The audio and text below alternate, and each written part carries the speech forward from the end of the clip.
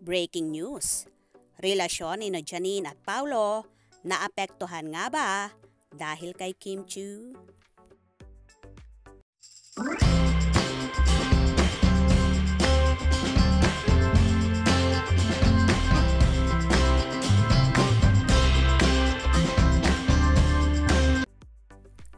Naghiwalay, pero nagkabalikan din daw ang kapamilya celebrity couple na si Paulo Avellino at Janine Gutierrez.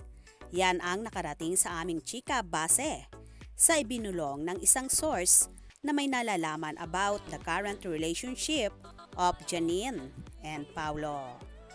Totoong nag-break daw for a while ang dalawang kapamilya stars na tumagal din ng ilang buwan. Pero nagdesisyon umano sila na bigyan ng second chance ang kanilang pagmamahalan. Wala namang maibigay ang aming source kung ano ang naging ugat ng kanilang paghihiwalay. Pero mukhang wala naman daw third party tulad ng lumabas na intriga kamakailan.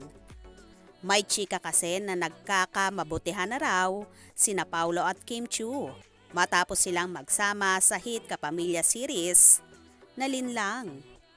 Ito ang dahilan kung bakit kumalat ang chika na break na sina Pau at Janine kahit hindi pa naman talaga umaamin ever ang dalawa sa kanilang tunay na relasyon.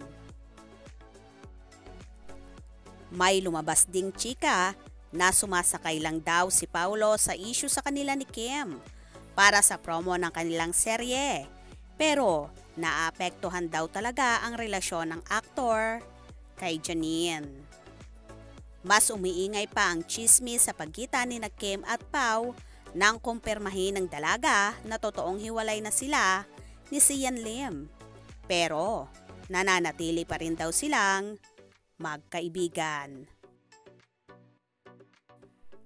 Sa isang episode naman ng digital entertainment talk show na Marites University, nabanggit ng ating friend and colleague na si Rose Garcia ang tungkol kina Pau at Janine. Chika niya, totoong nagkaroon ng pagkakahiwalay for a while. Siguro nga cool off, pero mula sa isang napakabonggang source, talagang nagkabalikan.